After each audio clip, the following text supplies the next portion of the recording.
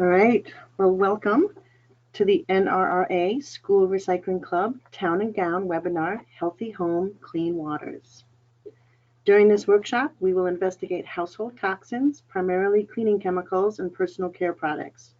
We learn how to identify toxic products, why it matters to human health and the environment, how to safely dispose of toxics, and how to make or find safer alternatives in the marketplace. Although this workshop is written primarily for secondary school students, all age groups can benefit from the hands-on activities we do at the end. In addition, the many lesson plans in NRRA's K-12 curriculum, teaching toxics, creating solutions to household pollution, provides multiple opportunities for any student to glean relevant information from this classroom workshop module when combined with the grade-specific lesson plans. So our Healthy Home, Clean Waters is a classroom workshop module. Your presenters today are Cindy Sterling, NRRA's Grant Manager and Senior Educator, and Sarah McGraw, NRRA's School Program Special Projects Manager. We will be taking turns presenting the variety of toxic topics in this training module. If you have any questions, please type them in the questions section of your dashboard menu, and we will try to address as many as time allows during each section and after the presentation is completed. If we don't answer your question today, please email us at info@nrra.net. That's info, I-N-F-O, @nrra.net, referencing today's presentation, and a staff member will get back to you. All right, so welcome, community educators and environmental ambassadors. And again, thank you for joining us today to learn more about NRRA and our School Recycling Club programs. I would be remiss if I did not give credit to the USD Rural Development Programs for funding in part this free training program. As part of an overall grant program goal, this training strives to be one of many tools used in rural communities to cross-train solid waste facility operators and school staff so that each group is equally well-versed in the importance of indoor air quality, purchasing safer products such as no VOC, that's volatile organic compounds, paints, and cleaning supplies, and being tuned in to toxic substance handling, storage, and disposal. By taking down the wall that can exist between town and schools, NRRA encourages increased cooperation in waste reduction and pollution prevention programs that benefit the entire community. Operators of our transfer stations become environmental ambassadors for the community schools by giving facility tours and by working with NRRA school club educators who are introducing hazardous waste education in the classroom. One means by using this classroom workshop module.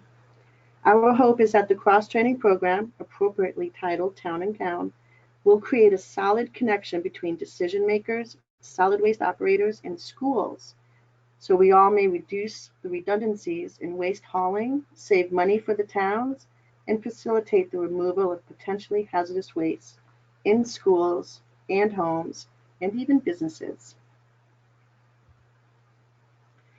Anyone viewing this webinar may receive professional development credits or CEUs. To receive your credits, please wait for the webinar evaluation that will pop up after the webinar has ended. Once you submit the evaluation, we will send you a certificate of achievement. Again, if you have technical difficulties during this program, either let us know immediately through the dashboard question box or send us an email to info@nrra.net. All right, well, before we get into the nitty-gritty of hazardous materials in our environment, I just need to take a few more minutes of your time to tell you quickly about NRRA. We have been around since 1981. We are primarily in the Northeast, assisting communities by offering advice in the marketplace for the entire solid waste management stream, everything from trash to construction and demolition debris, to freon removal, to recycling from single stream and contracts with your individual material vendors. We are your one-stop shop for all things recycling. We have an awesome school club program that spans the nation and offers K-12 classroom workshops, technical assistance for supervisors and school administrators, The club produces a monthly newsletter. We recently published curricula that ties resource recovery lesson plans with the National Common Core standards, and we put on an annual school recycling conference. The annual conference and expo is a 2-day event jam-packed with workshops, speakers, exhibits, and more. The second day of the conference combines the solid waste professional training with the activities and workshops for the students and school staff. So the second day of this annual conference is always for the schools. As previously mentioned, the club offers a wide range of workshops and school technical assistance programs that are designed to help schools improve recycling, waste reduction, clean out harmful chemicals, and evaluate trash and recycling practices. Check out the website for descriptions of workshops and pricing. And that website is www.schoolrecycling.net. Since this is a Town and Gown production sponsored by USDA, I would be remiss once again if I did not share with you the operator training programs offered by NRRA. We call them M.O.M meetings, or Members Operators Marketing Monthly Meetings. They are for facility operators and volunteers to meet and discuss waste industry topics. In addition to the M.O.M meetings, NRRA conducts operator training workshops and facility tours several times a year that can be used for continuing education credits toward transfer facility operator certifications and renewals where applicable. Whether an operator or school teacher, today's webinar is eligible for professional development credits if you complete the 10-question evaluation that will pop up at the end of this session. We are also presenting a live webinar on Wednesday, June 27th at 2 p.m. about the basics of indoor air quality in the schools, and another live webinar on Tuesday, July 10th at 1 p.m. about things that go boom at the transfer station. Information to register for these webinars are noted at the end of this presentation.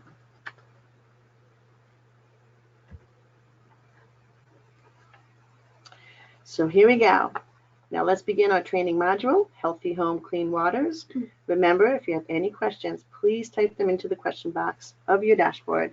Take it away, Sarah. Okay. So today we'll be talking about various toxics in our lives, ones that we find in our cabinets, below our sinks, in our garage, or even at school or where we work. So how many of you clean the house? What do you do?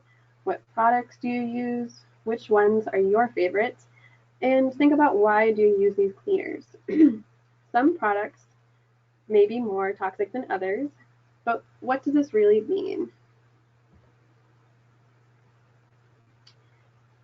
So the definition of toxic: containing or being poisonous material, especially when capable of causing death or serious debilitation.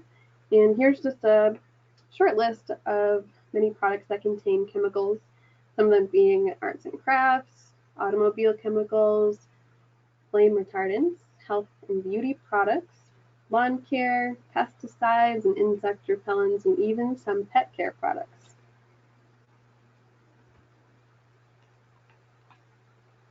So why does this matter? Why are we investigating this?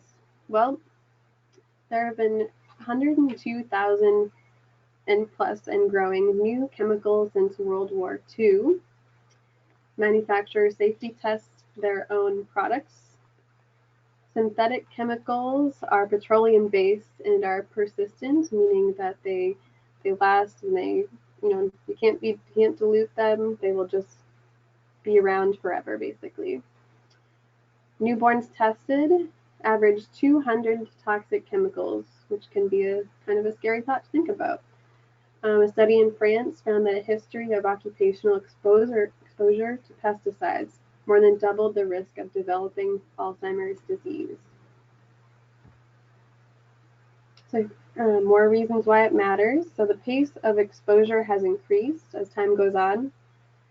So we now know that outdoor pollution is a major risk to our health, but also a leading environmental cause of cancer deaths, which was found in a study. We all know that we spend a lot of time indoors, so it can often be 3 to 5 times worse than the outside air. And in the US, the average person is exposed to more than 100 chemicals from various things as cosmetics, soaps, other personal care products before even leaving the house in the morning. And then we kind of look to other countries that are selling safer equivalents in Europe. So we kind of ask the question, why are other countries selling safer equivalents and why we should be too. So for an example, we can look at fluorescent bulbs that contain mercury. Some people throw out these light bulbs not realizing how toxic they are. So we want to store them safely to avoid breakage, of course.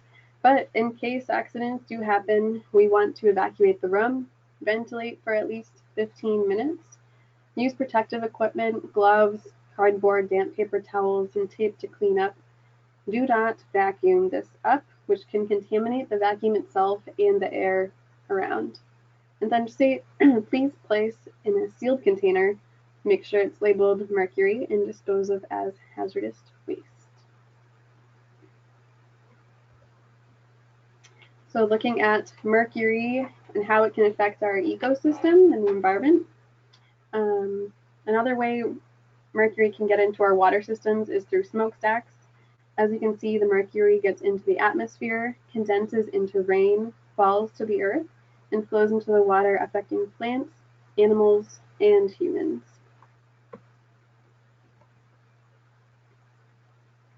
So toxics can have both acute and chronic effects. So acute meaning severe and immediate, and then the chronic effects are recurring and long-lasting, ones that show up later on in life.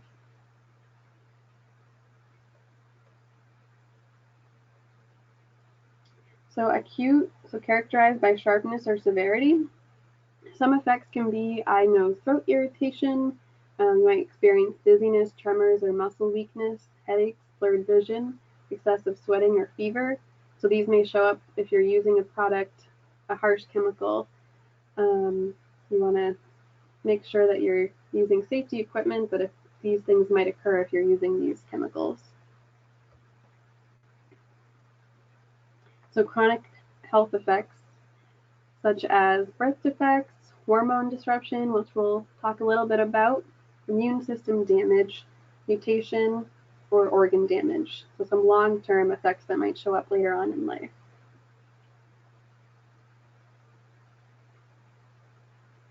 Routes of exposure, so how these chemicals can affect us in different ways. Your body is susceptible to being exposed to toxins through various pathways. Breathing hazardous chemicals can travel to your lungs and cause respiratory issues. Your skin has pores that, if exposed to irritating chemicals like harsh cleaning chemicals, it could lead to permanent skin damage after repeated use. And for eyes, they should always be protected when using any kind of cleaning chemical to prevent irritation and damage.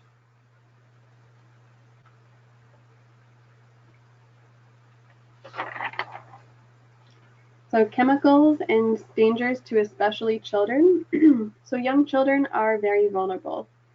Their bodies are still growing, which makes exposure to toxins more damaging to them.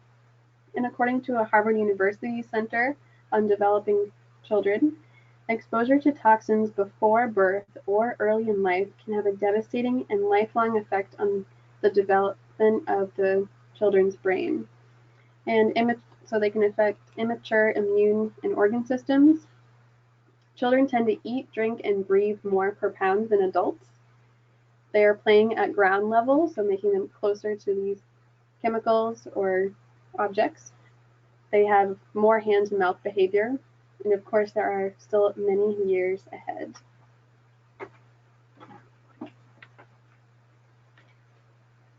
Identifying household hazardous products is a difficult task.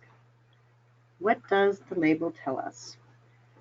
Federal regulations require that certain information appear on hazardous product labels. The Federal Hazardous Substance Act, FHSA, established labeling requirements for consumer products containing hazardous substances except for pesticides. The following information is required to appear on hazardous products: a signal word, danger warning, caution, etc. Description of the hazard associated with the product, for example, flammable or poison. A common chemical name for the hazardous ingredients. Instructions for safe use and handling. First aid instructions. Name and location of manufacturer or distributor. And the statement, keep out of reach of children, or something equivalent. Hazardous products are regulated only in terms of their acute health effects. Chronic health effects are not taken into consideration. Studies performed in the last few decades have shown a particular increase in respiratory illness. Trade secrecy laws allow manufacturers to omit listing or specifically defining ingredients on labels, and doing so would cause them economic loss.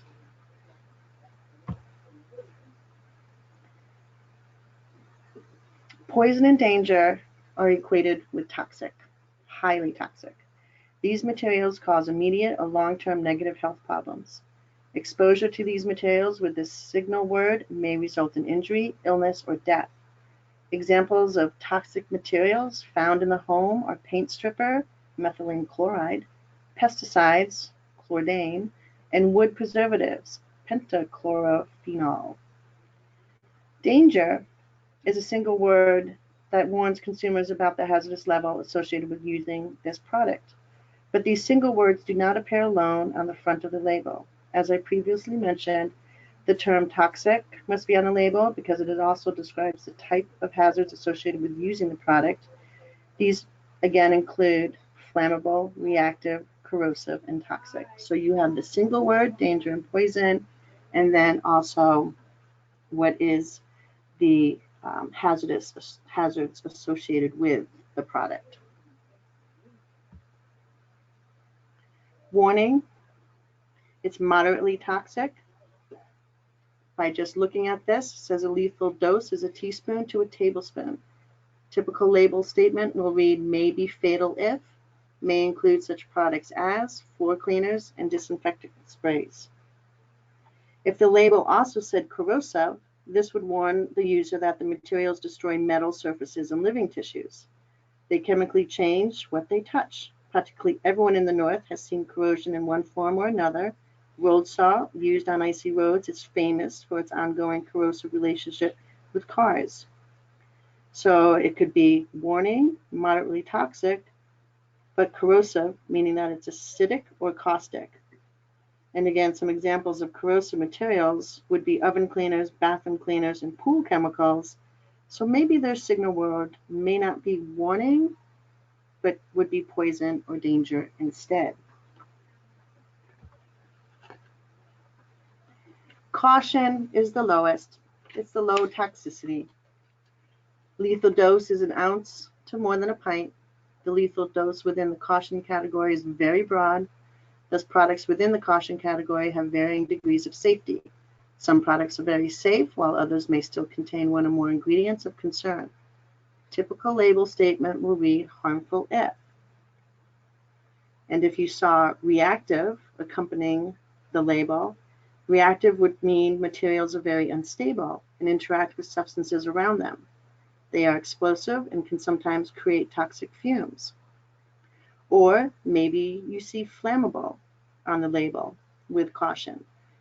This means it will burst into flames if it comes into contact with sparks or flames at certain temperatures. The temperature at which this happens is referred to as a flash point. Flammable liquids have a flash point of 140 degrees Fahrenheit. Examples of ignitable materials found in the home are nail polish, acetone, paint remover, toluene or xylene, and hairspray, butane.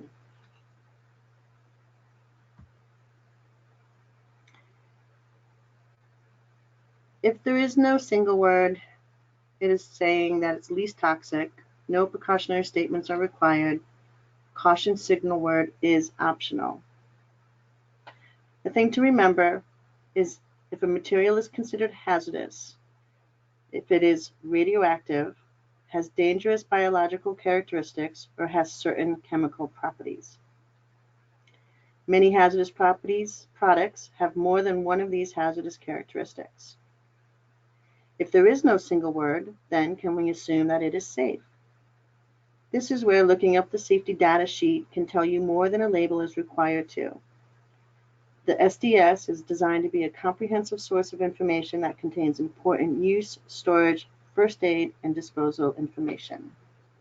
So the single words are just the first step.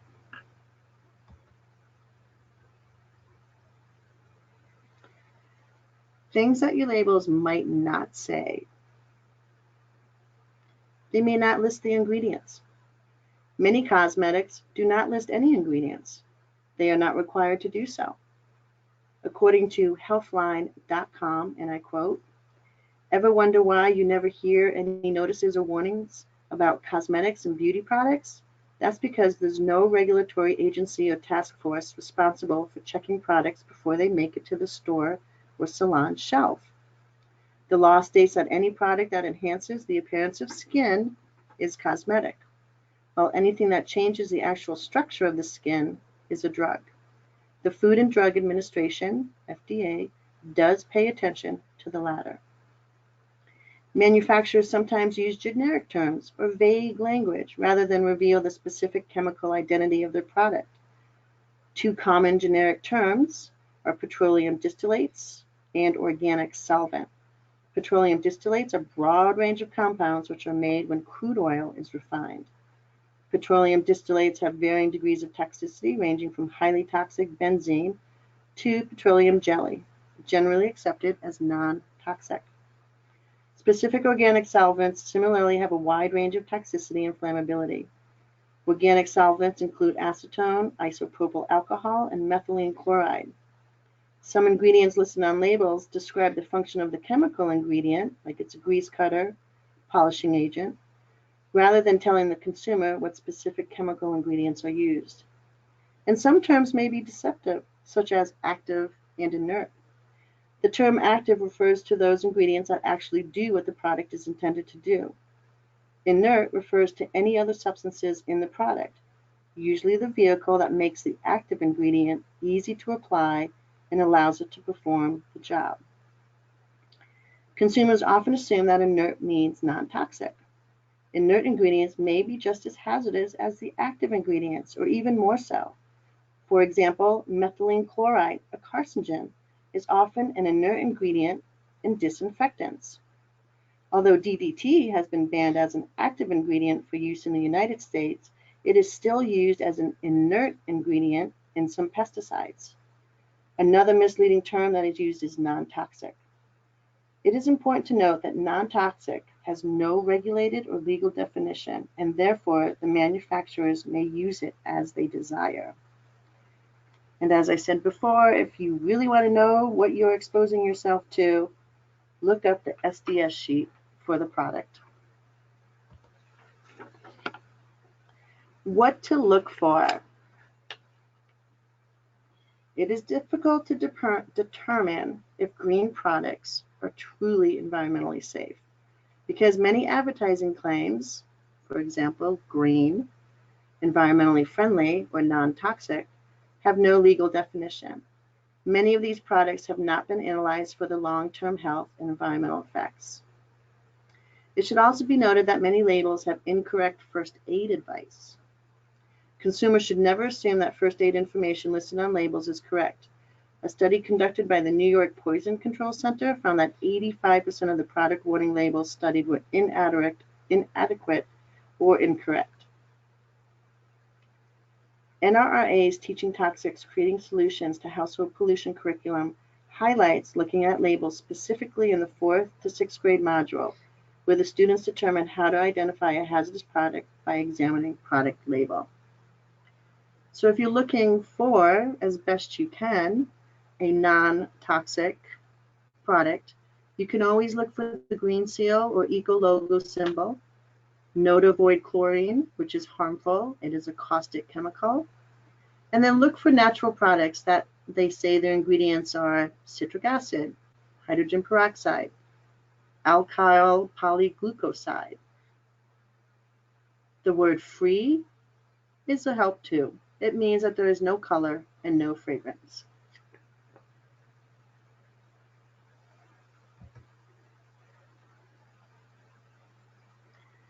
Personal care products, or PCPs, are the products that usually come in close contact with our skin and are used routinely. These products are self-regulated, meaning that companies are responsible for the safety of the products, but not required for approval by the FDA. They are largely unregulated. The FDA does not require any testing of the ingredients before they are used. The federal law designed to ensure that personal care products are safe has remained largely unchanged since 1938. Men, women, and children are exposed to ingredients in personal care products every day. They are our cosmetics, the makeup, the fragrance, the lotion, the toothpaste, the body wash, shampoo, deodorants. On an average, women use 12 personal care products a day, exposing themselves to 168 chemical ingredients. Men use 6, exposing themselves to 85 unique chemicals. What is happening now with the personal care product industry is there is a motion to do the Personal Care Product Safety Act. It's a bipartisan bill, and it was introduced by Senators Dianne Feinstein, a Democrat in California, and Susan Collins, a Republican in Maine.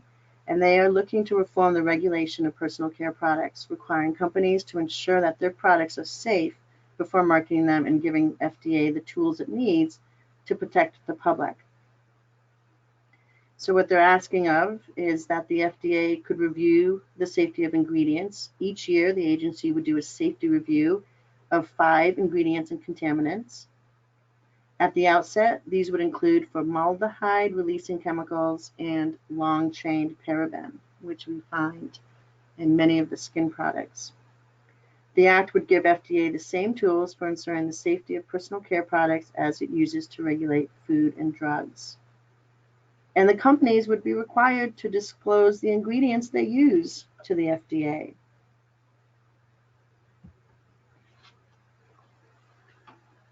Here are all of the chemicals that are in our PCPs that you would choose to avoid if it was listed. And you may see some of these listed.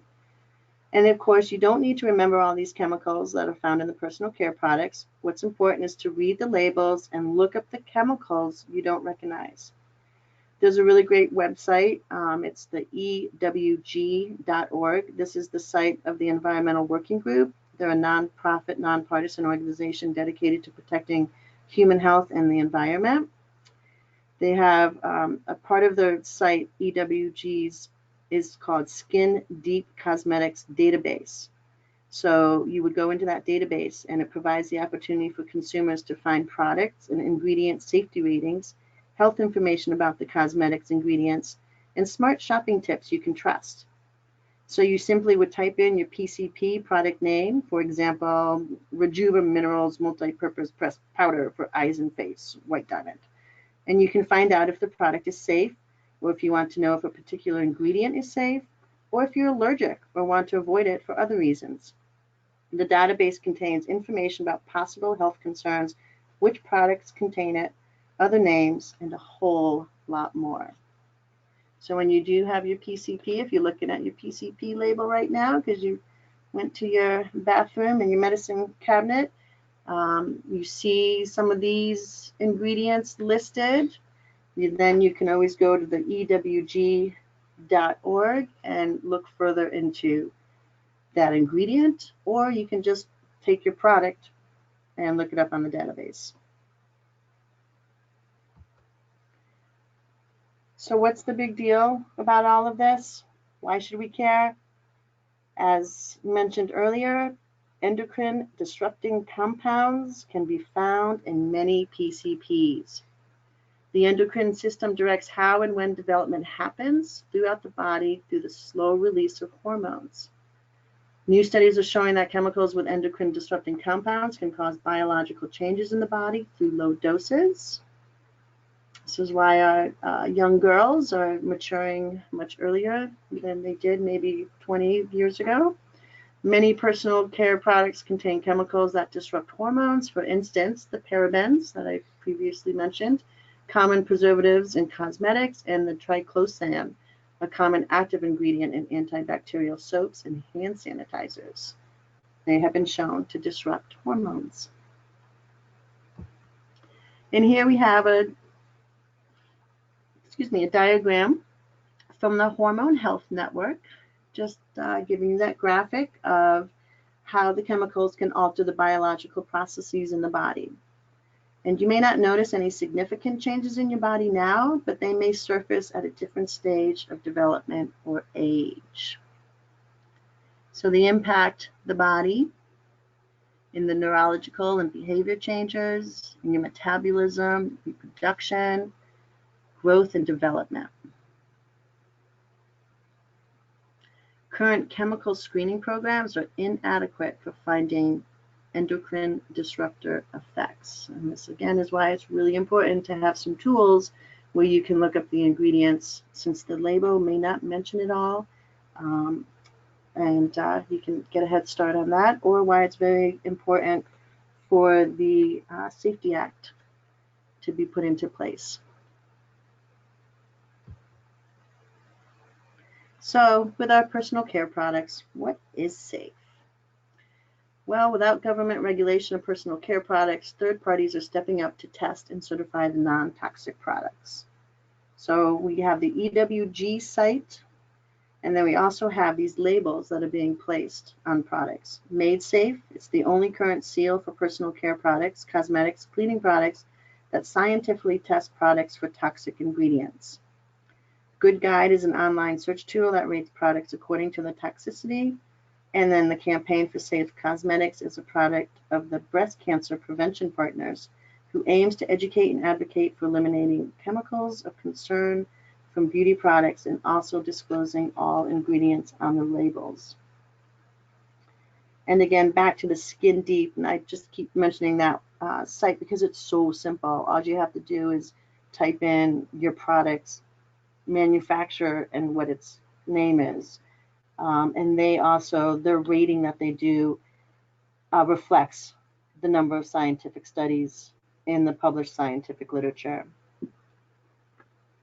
And so this is a good place to just sort of take a pause and see if we have any questions that have come up. Okay, so far we don't have any questions, so we will continue on. Okay.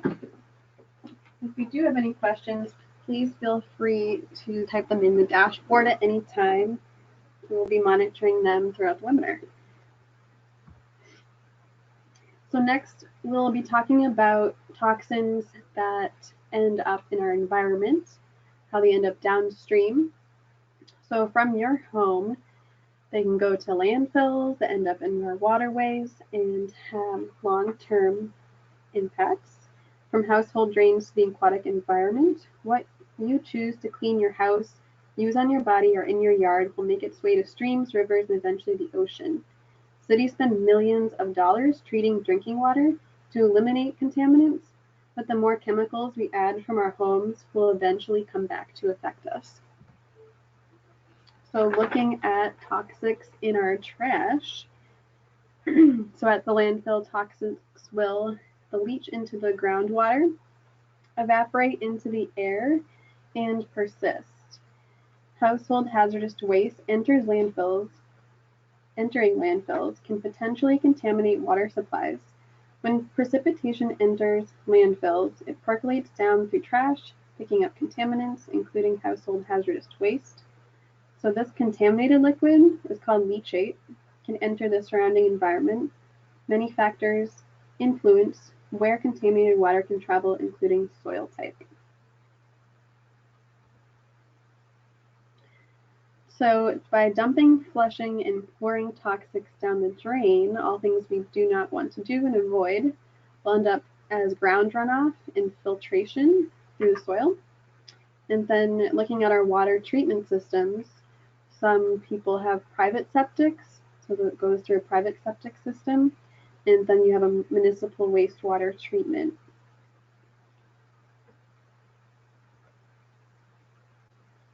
So the groundwater filtration process, this graphic shows the cycle of groundwater filtration. Surface water evaporates, water comes down as rainfall, bringing with it airborne toxins. It seeps into the ground or stream, gets pumped up by a well, which may or may not filter out contaminants. So looking at a typical septic system, so the septic system located at a home treats a building's wastewater before releasing it back into the environment. However, like incinerators in landfills, septic systems are not designed to treat hazardous wastes. Hazardous wastes, including excessive amounts of drain openers and cleaners containing lye and strong bleach, may negatively affect the system's natural cleansing process by destroying the bacteria needed to clean the water. Without these bacteria, certain pathogens will travel through the system unchanged. So, since the system is not designed to treat chemical waste, household hazardous waste passes through the system unchanged and can potentially contaminate our ground and surface water. Now, thinking about wastewater treatment facilities, they operate on the same principle as septic systems, except on a much larger scale. Wastewater from residents and businesses is treated at a central location rather on site. At the central location, wastewater goes through a series of treatments before it is released into local water sources. Wastewater treatment facilities are not designed for treating hazardous waste as well. So, what can we do in general?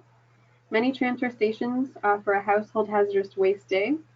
Some police departments even offer drug take-back day, so we don't want to be dumping drugs down our drain as well. These are the safest ways to remove toxics from your home. You can also make your own cleaners, such as baking soda, white vinegar, vegetable-based liquid soap, salt, phosphate-free soap, and essential oils. Again, we have some great recipe books you can ask us about. We can send to you. Some good cleaning recipes in there.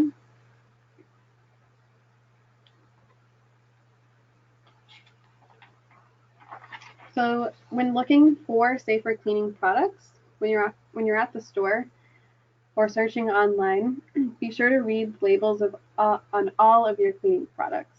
Watch out for the unregulated feel-good words like non-toxic, natural, and safer. These don't always mean that they're a good choice for the environment.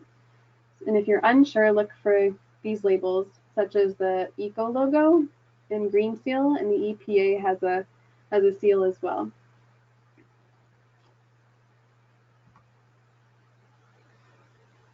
Okay, so we will be going into a activity. We'll show you a video and kind of replicates what a septic system does. Pollution is not always visible.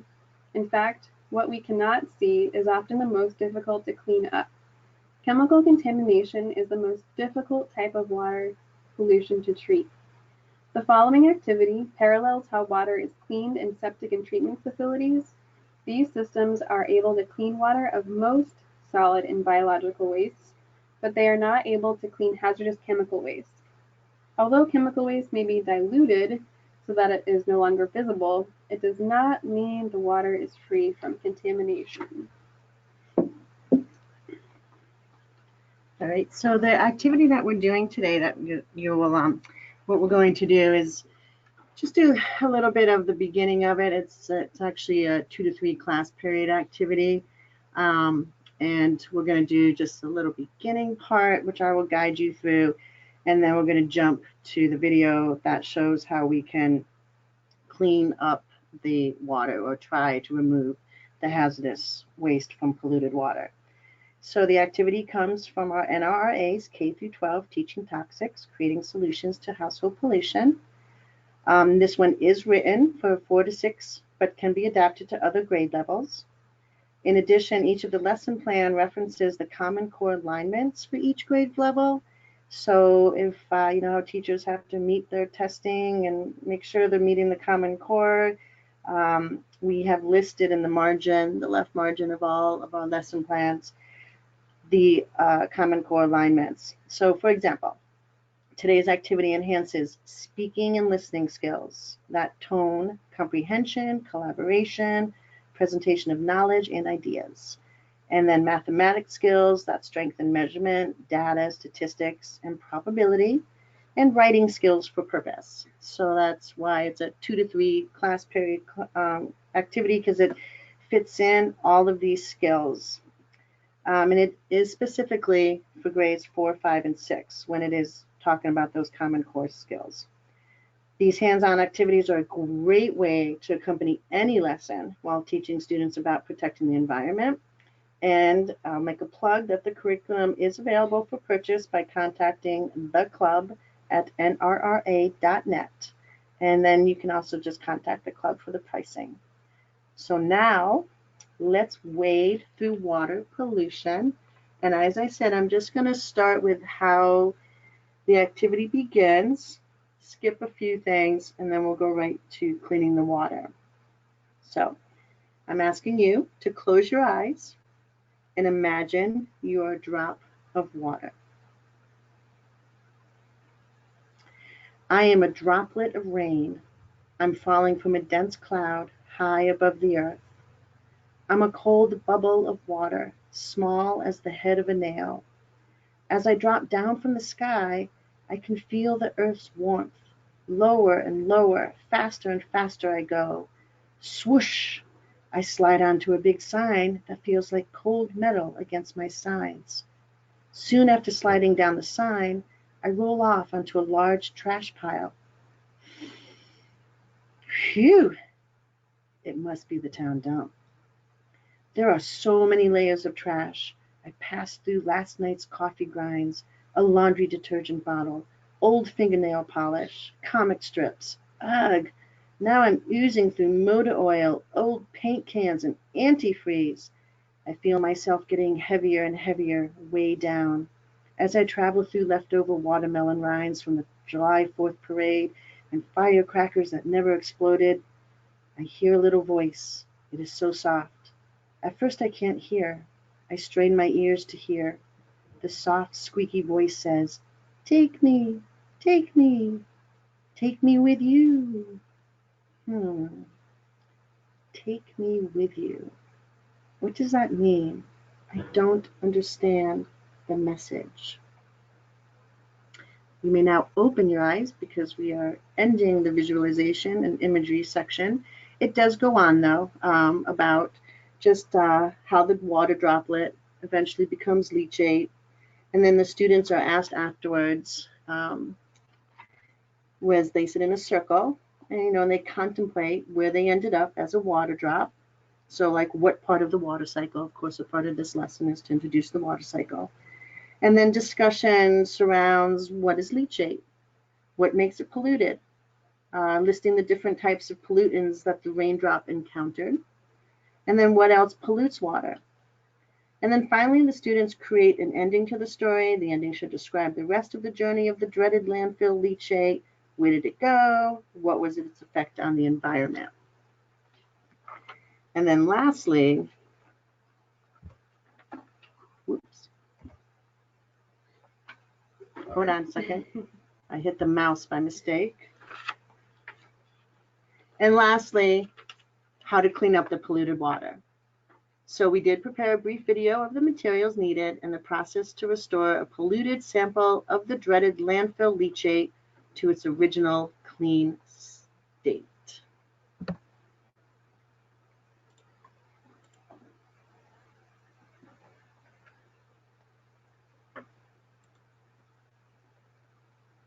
So here we have we're going to scan through what our materials are.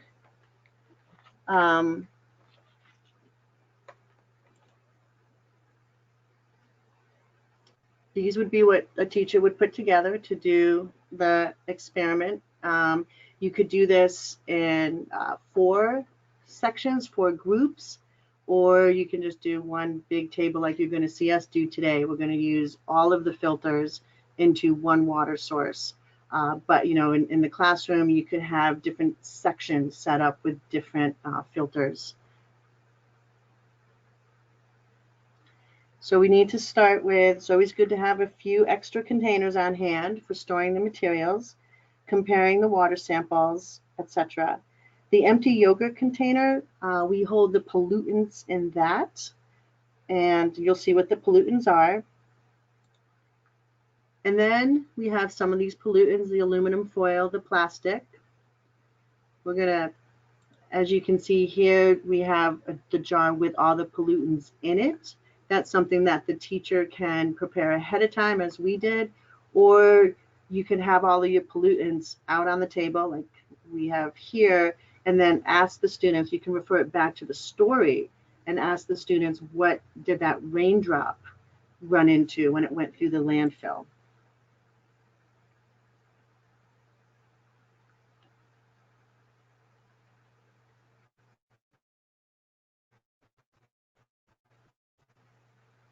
Our usual paper for pollutants. We have to have the leaf that sort of represents sewage and the dirt. You need a funnel, of course. It's always a good idea to put it on a tray, whatever container you're using. And all these materials are pretty easy to find or around your house, pretty inexpensive to get together. So as I said, we have the jar with the garbage already in it. We also always have a jar next to it with the clean water for comparison. The soap that is being dropped in right now signifies soap.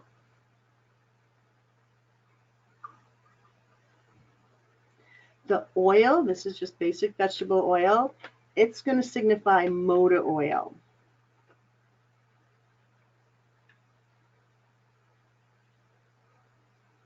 And the lesson plan gets specific about how many drops of each. And then using food coloring, we chose red.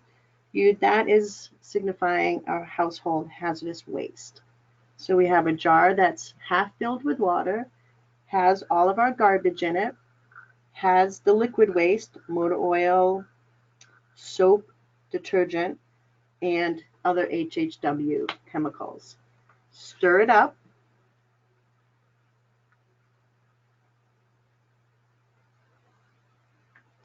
And then we're going to start to demonstrate the filtration.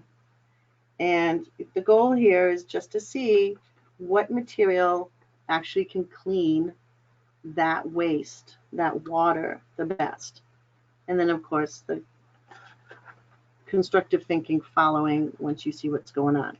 So this is our 6-inch piece of screening, very easy to get. Funnel is useful for that. You just put it in there. You can see how the water still maintains red. Some of the pollutants, the big chunks, stay in the screen, so they're getting filtered out. But our soap and HHW is still there.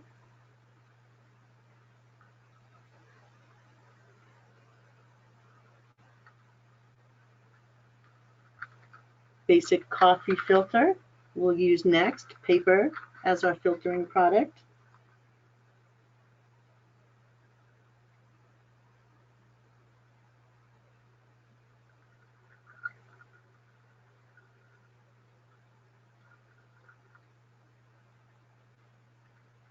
And as you can see, I'm not getting quite all the solids out. You could probably use your spoon. If there's groups working on this, they can work together on getting all the major sand and all the fun stuff out of there to filter through. But you can see that with that paper filter, as the water was coming out of the nozzle, it was definitely clearer. It didn't have the red color. Yeah, it captured a little bit of the HHW. Of course, teachers can vary this experiment however they would like.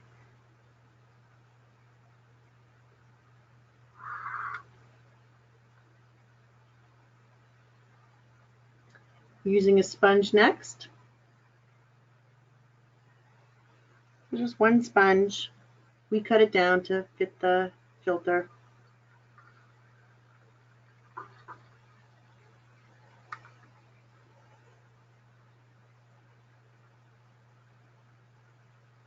Just keeping out the chunks of waste, garbage.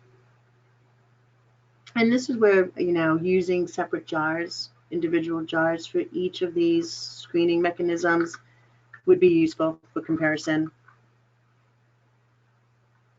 And then we have sand. And so that second coffee filter, that's a part of the material list, is basically to hold that sand in so we can use it as a decent filter.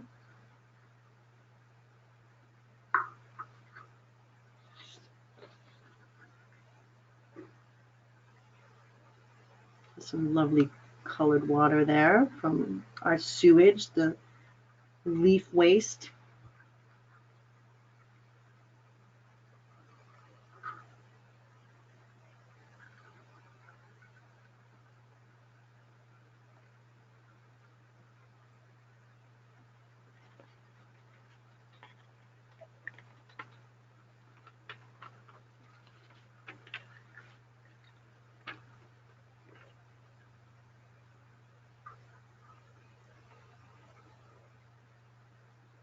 There you go. So after completing that cleanup, you can have each of the groups show the sample of the clean water, and they can report on the success and hardships to the class. You can discuss what ways worked the best to clean the water, what were the hardest pollutants to remove, what were the easiest, were you able to remove everything? If not, why do you think it was so difficult to get the water clean? And you know, the idea that there was only 3 drops of food coloring was added to the water, and even though it was a small amount, it was still difficult to remove from the samples. So what does this tell us about household hazardous waste in the environment? And then, you know, a great follow-up question would be if students try to dilute their water sample to get rid of the food coloring, you know, what would happen? Did the food coloring ever leave the sample? All right. So if you have any questions about this activity, please feel free to email us, call us afterwards. But moving along, we just want to think back at what we learned from the beginning using the information from this training module. There's a number of ways to keep chemicals out of the environment that we saw. So we want to purchase environmentally preferable products where possible. Make your own cleaning products. Again, ask us about our green cleaning recipe books. You're welcome to invite us, NRRA, to conduct a workshop or technical assistance program at your school, transfer station, or community center. Again, we have more details about that if you are interested. Proper disposal of chemicals, I think could be at the top of this list. It's very important to know what exactly to do with these chemicals. So check with your town transfer station or Department of Public Works. Most likely they'll have a household hazardous waste day or specific days that you can bring your waste in. And of course, educate your community. We welcome you to help share this knowledge with your schools, community members, friends, and family. If each individual person can take steps to prevent hazardous waste from entering the environment by choosing safer products, refusing harsh toxic chemicals, and disposing of marginal products so they will safely will benefit everybody. And again, just to make a plug that we have 2 more webinars this summer, live webinars. We have indoor air quality and green cleaning, which investigates more into how school building occupants are at risk of exposure to many indoor air quality hazards, such as cleaning chemicals, varnishes, maintenance issues, improper storage of art, science, book, tech, chemicals. This workshop explores these risks and how green cleaning practices can improve school health. That's on June 27th at 2 p.m. And then Things That Go Boom, which is on July 10th at 1 p.m. And it is about analyzing hazardous substances that are dropped off at transfer stations, how to distinguish, separate types of hazardous waste, and how to properly store and dispose of safely according to state and federal laws.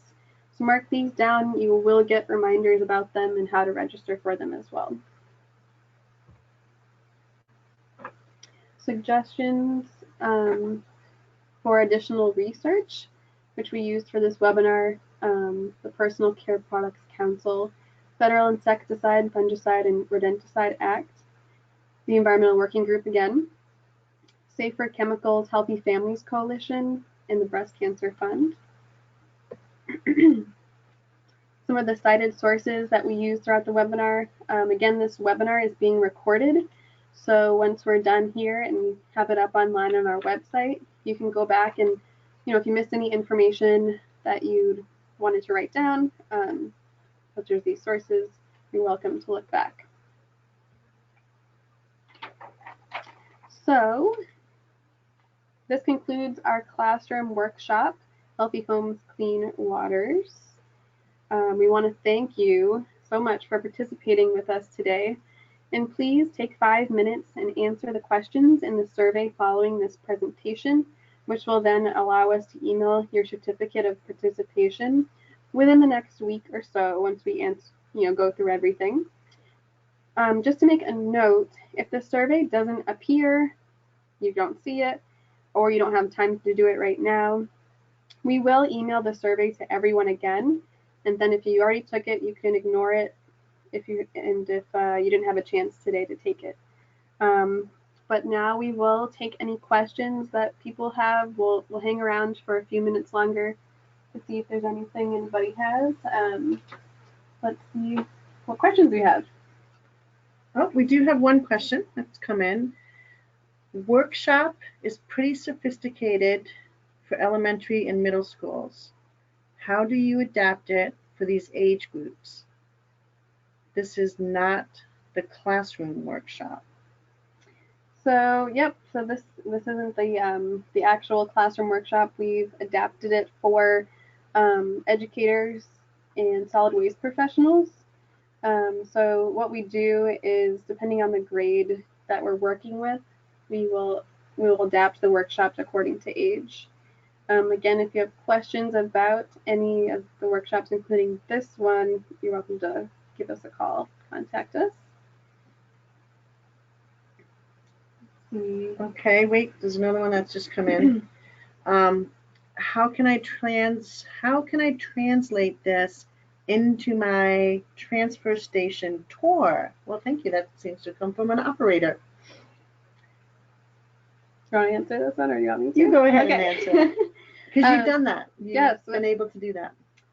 So what we're trying to promote is to have transfer stations kind of invite the public or schools to do transfer station tours. It's a great way for folks in the area to see exactly what should be recycled. I know which a lot of operators kind of struggle with, having people recycle right. So they might have questions about leachate, or what ends up in our groundwater, holding household hazardous waste days, educating the public. Again, that's something we can help with.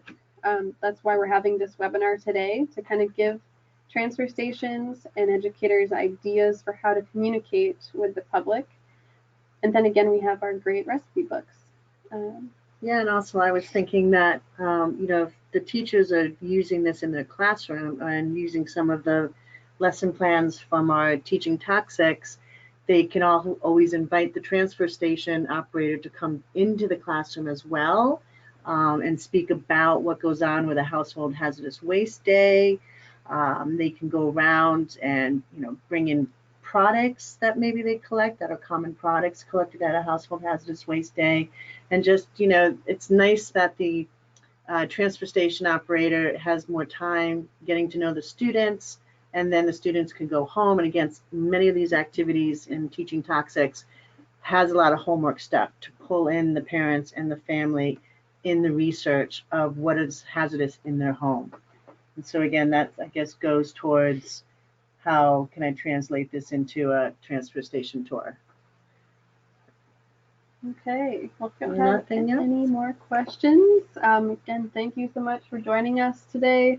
Keep in tune with us for the next ones coming in the next couple months, and contact us anytime with any additional questions. And we'd love to hear your feedback. So use that, answer those questions on the survey, and test your knowledge of what you've just learned today, as well as helps us understand if what we're doing was efficient enough for you. Right. Thank you. Thank you.